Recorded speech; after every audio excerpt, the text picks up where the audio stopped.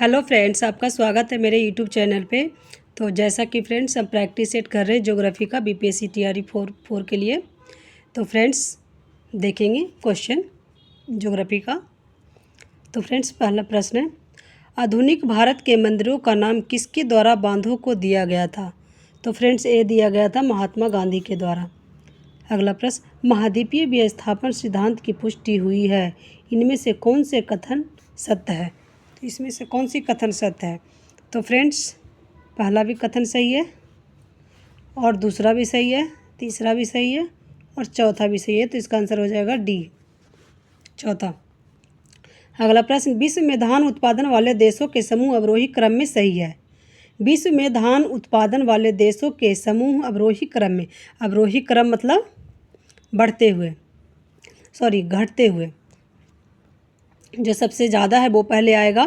तो फ्रेंड्स इसका आंसर हो जाएगा, सबसे ज़्यादा है चीन, फिर भारत, इंडोनेशिया, संयुक्त राज्य अमेरिका, फिर, तो इसका आंसर हो जाएगा चौथा। अगला प्रश्न है, कथन ए, अहमदाबाद भारत का मैनचेस्टर कहलाता है। ये सही बात है।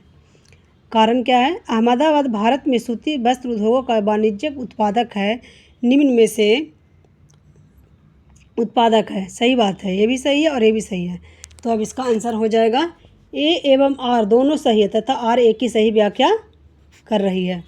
अगला प्रश्न, आर्थिक क्रियाकलापों के विकास का सही क्रम कौन सा है?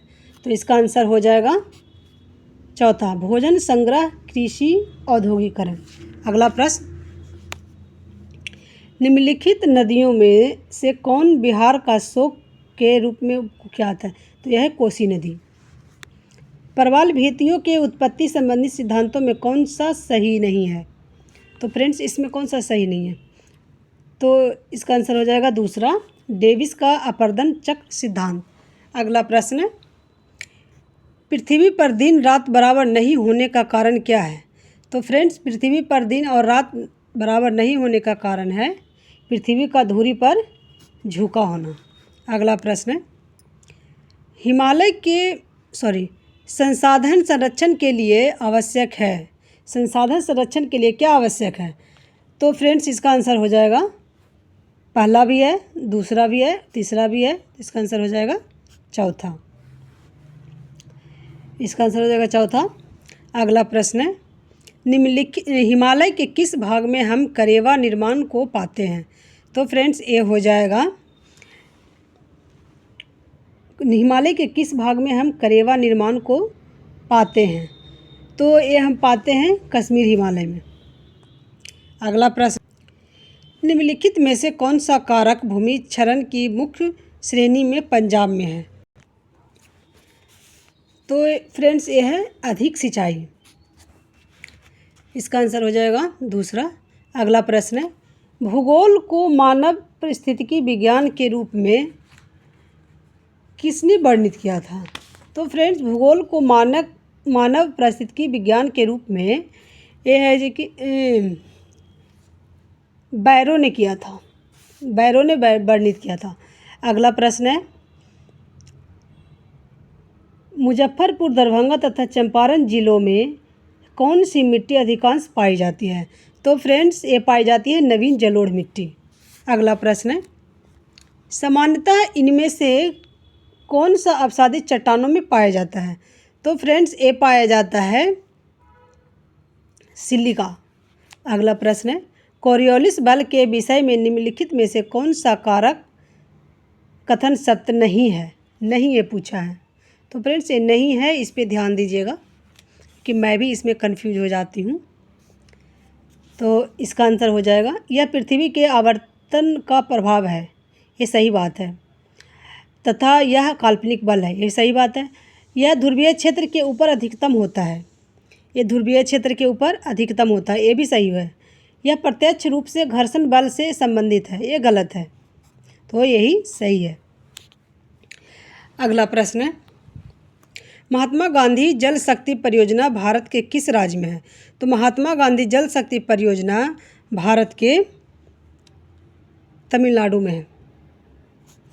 अगला प्रश्न, निम्नलिखित में से कौन सा युग्म सही नहीं है? चलिए फ्रेंड्स इसको देखते हैं। राजस्थान, अंता, उड़ीसा, गौरीपुर, गुजरात, सिक्का, बिहार, बरौनी। फ्रेंड्स बिहार बरौनी ये तो सही है, बिहार बरौनी ये सही है। गुजरात, गुजरात में क्या है? सिक्का, ये भी सही है।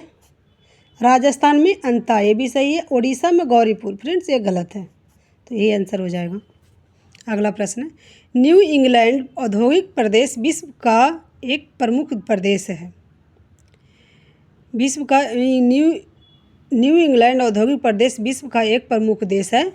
कारण क्या है? औद्योगिक कच्चा माल तथा परिवहन की सुविधा यहाँ अच्छी विकसित है। तो इसका आंसर हो जाएगा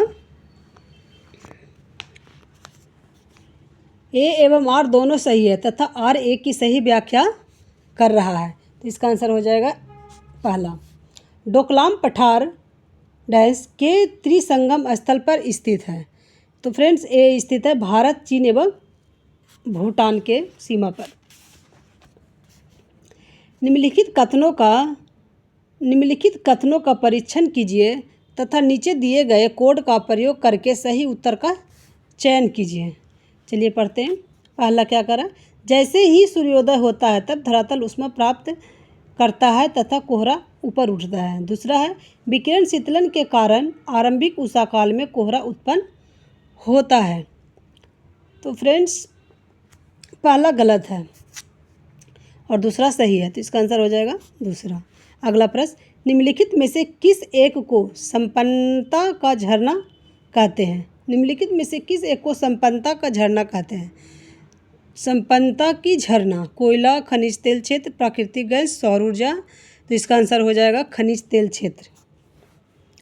अगला प्रश्न, निम्नलिखित में से किस प्रकार के अधिवास का विकास सड़क, नदी या नहर के दोनों किनारों पर होता है? तो फ्रेंड्स इसका आंसर हो जाएगा रेखाकार। अगला प्रश्न, निम्नलिखित देशों में से कौन एक रबर का प्रमुख उत्पादन नहीं है पूछा है। तो यह है ब्राज़ील। ब्राज़ील में रबर का उत्पादन नहीं है। अगला प्रश्न फ्रेंड, अंतर्राष्ट्रीय तिथि रेखा का निर्धारण किस वर्ष में किया गया था? तो अंतर्राष्ट्रीय तिथि रेखा का निर्धारण 1884 में किया गया था। अगला प्रश्न है, निम्नलिखित में से किसे सामुद्रिक वर्षा वन कहा जाता है?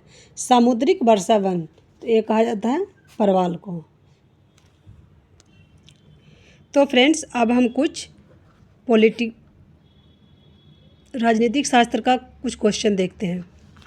पॉलिटी का क्वेश्चन देखते हैं। हमने 20 क्वेश्चन देख लिए, आगे का क्वेश्चन देखते हैं पॉलिटी का, क्योंकि मैं पॉलिटी भी पढ़ती हूँ। मेरा सब्जेक्ट है ज्योग्राफी और पॉलिटी। चलिए पॉलिटी का कुछ क्वेश्चन देखते हैं।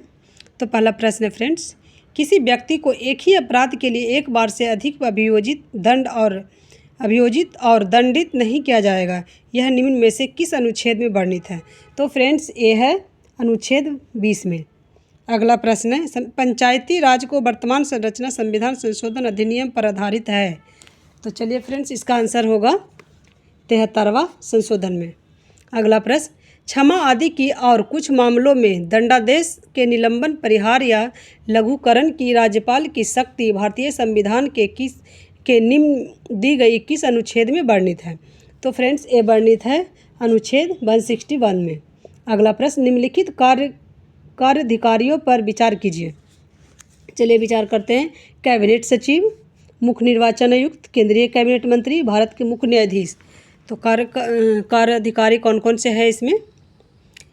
तो इसका आंसर हो जाएगा तीसरा, चौथा, फिर तीसरा, फिर दूसरा, फिर पहला। तो इसका आंसर हो जाएगा तीसरा। अगला प्रश्न है, भारतीय संविधान में संघ राज्य प्रशासनिक संबंध निम्नलिखित में से किन अनुच्छेदों में वर्णित है? तो ये है अनुच्छेद 256 और से लेकर के 263 तक। अगला प्रश्न है, देशों की जो विकास की तुलना करने के लिए सबसे महत्वपूर्ण गुणों में से एक माना जाता है। तो यह माना जाता है प्रति व्यक्ति आय को। अगला प्रश्न है, किसका मत है कि मनुष्य को स्वतंत्र होने के लिए बाध्य किया जा सकता है? तो ये रूसो का मत है। अगला प्रश्न है फ्रेंड्स, भारतीय संविधान के किस अनुच्छेद में वर्णित है कि ग्राम सभा ग्राम स्तर पर एक ऐसी शक्तियों का प्रयोग और ऐसे कृत्यों का पालन कर सकेगी जो किसी राज्य के विधानमंडल द्वारा विधि द्वारा उपबंधित किए जाएं। तो ये अनुच्छेद 243 क में। अगला प्रश्न, राष्ट्रीय विकास परिषद के गठन में निम्नलिखित में से कौन कौन सम्मिलित है? तो चलिए देखते हैं कि कौन कौन सम्मिलित है। तो फ्रेंड्स ये है, प्रधानमंत्री भी सम्मिलित हैं, वित्त आयोग का अध्यक्ष ये सम्मिलित नहीं है, और केंद्रीय कैबिनेट के मंत्री ये भी सम्मिलित हैं, और राज्यों के मुख्यमंत्री ये भी सम्मिलित। इसका आंसर हो जाएगा दूसरा। अगला प्रश्न है, भारतीय संविधान के निम्नलिखित में से किस अनुच्छेद में भारत के राष्ट्रपति पर महाभियोग की प्रक्रिया का उल्लेख है? तो फ्रेंड्स भारतीय संविधान के निम्नलिखित में से किस अनुच्छेद में भारत के राष्ट्रपति पर महाभियोग की प्रक्रिया का उल्लेख है? तो फ्रेंड्स ये है 61 में। अगला प्रश्न, व्यक्ति की गरिमा और स्वतंत्रता को बढ़ावा देने के लिए सरकार का सबसे अच्छा रूप है? तो फ्रेंड्स ये है लोकतंत्र। भारतीय संविधान के किस अनुच्छेद के अंतर्गत मंत्रीगण सामूहिक रूप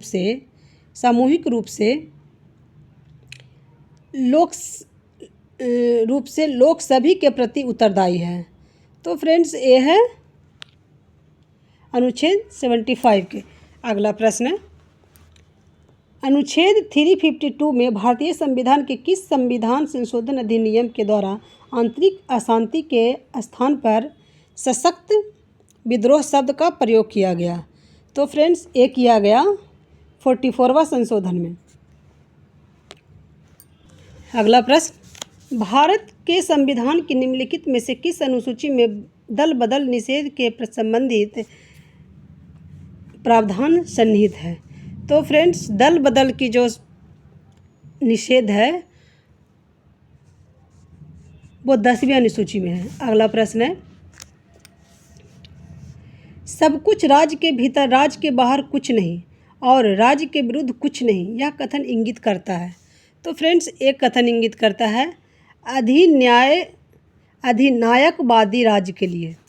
अगला प्रश्न है, दिए गए निम्नलिखित भारतीय अधिनियमों में किस अधिनियम के द्वारा भारतीय प्रांतों में द्वैत शासन की स्थापना की गई है?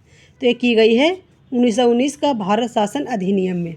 अगला प्रश्न है, हर राज्य की पहचान इस बात से होती है कि उसने किन अधिकारों को मान्यता दे रखी है। राज्य अधिकारों को जन्म नहीं देता बल्कि उन्हें मान्यता प्रदान करता है, यह कथन किसका है? तो ये हेराल्ड जोसेफ लास्की का है। अगला प्रश्न है, भारत की संसद मंत्रिपरिषद के कार्यों पर इनके माध्यम से नियंत्रण स्थापित करती है? तो फ्रेंड्स ये करती है स्थगन प्रस्ताव से भी करती है, प्रश्नकाल से भी करती है और पूरक प्रश्न से भी करती है। तो इसका आंसर हो जाएगा चौथा। अगला प्रश्न निम्नलिखित वक्तव्यों पर ध्यान दीजिए। चलिए ध्यान देते हैं। भारत संघ की कार्यपालिका शक्तियाँ प्रधानमंत्री में निहित है। तो दूसरा है, प्रधानमंत्री सिविल सेवा बोर्ड का पदेन अध्यक्ष होता है। तो फ्रेंड्स इसका आंसर हो जाएगा चौथा, ना तो पहला और ना ही दूसरा। अगला प्रश्न है, आज का लास्ट प्रश्न है, भारतीय संविधान के अनुच्छेद 263 के अनुसार एक अंतर्राज्य परिषद की स्थापना निम्नलिखित में से किसके द्वारा की जा सकती है? तो फ्रेंड्स की जाती है राष्ट्रपति के द्वारा। तो फ्रेंड्स अगर मेरा वीडियो पसंद आए तो लाइक एंड सब्सक्राइब ज़रूर करें। Thank you friends. जो मैं प्रैक्टिस लगाती हूँ वही प्रैक्टिस मैं आपको भी दिखाती हूँ और आपको भी सिखाती हूँ, ताकि आप भी ये क्वेश्चन पढ़ें। भगवान की दुआ से ये क्वेश्चन आपके एग्ज़ाम में आ जाए। Thank you.